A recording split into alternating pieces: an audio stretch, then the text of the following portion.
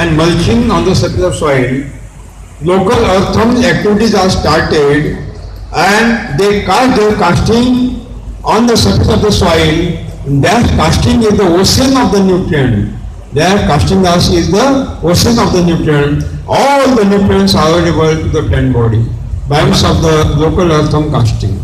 అలాగే మనము ఆచ్ఛాదన చేసి ఈ జీవామృతాన్ని అందించడం వల్ల వెంటనే ఈ వానపాములు క్రియాశీలమవుతాయి.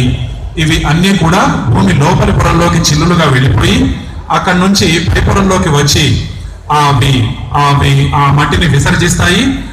అవి విసర్జించేటువంటి దాంట్లో ఆ విసర్జనం అంతట్లో కూడా అవి పుష్కలమైనటువంటి పోషక విలువలు కలిగినటువంటివి.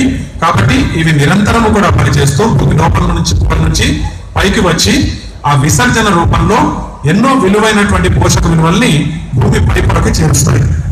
Very good geomorphism and mulching. Local earthworms activities are started and automatically entire soil become porous. Numerous holes are created by the earthworms to the soil.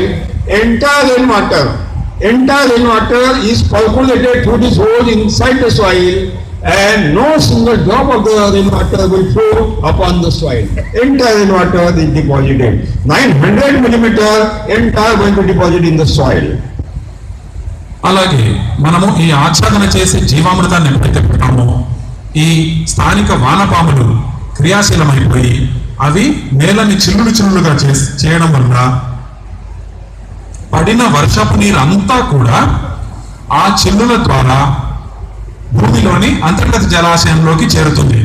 అంటే ఆ ఎంత వర్షం పడినప్పటికీ 900 మిల్లీమీటర్ల వర్షం పడినప్పటికీ కూడా ఆ వర్షపు నీరు అంతా కూడా ఈ వానపాము చేసే చిల్లుల గుండా నేల లోపలి పొరల్లోకి వెళుతుంది.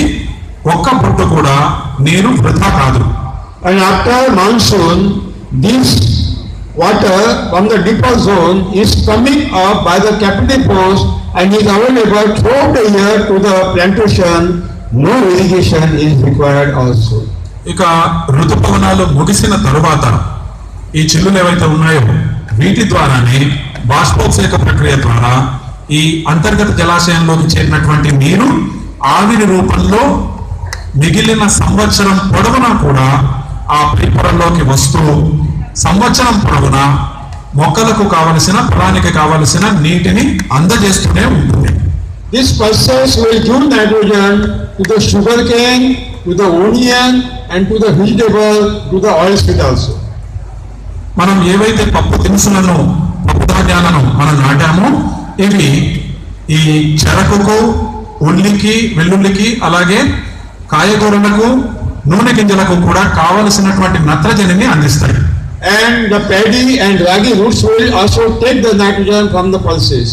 అలాగే వరి మరియు రాగులు కూడా వాటికి కావలసినటువంటి నత్రజనిని ఈ పప్పు ధాన్యాల నుంచి తీసుకుంటాయి.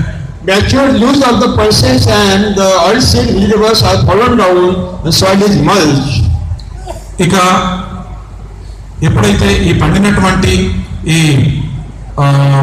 పప్పు ధాన్యాలు మరియు నూనె గింజల యొక్క ఆకులు రాలుతూ ఉంటాయో అలా రాలినటువంటి ఆకుల వల్ల నేల సహజంగానే ఆచ్ఛాదితం అవుతుంది, సహజంగానే కప్పబడుతుంది. And after maturation of all intercrops, cut down the crop and harvest the crop, remove the seed and entire residues will be utilized as a mulch.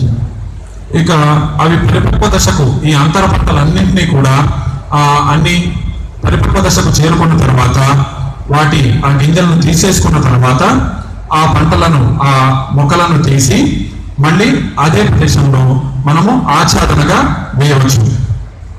And we are creating the resistance power in the plant body by means of the humus maintenance and creation in the soil.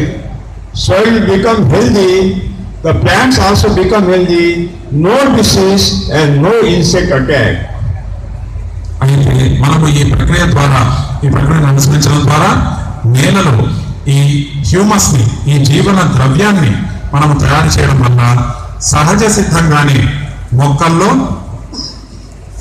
రోగ నిరోధక శక్తి చాలా ఎక్కువగా ఉంటుంది. కాబట్టి ఇటువంటి వాతావరణంలో పెరిగినటువంటి మొక్కకు ఎటువంటి చీడలు కానీ తెగుళ్ళు కానీ సోకే అవకాశం ఉండదు.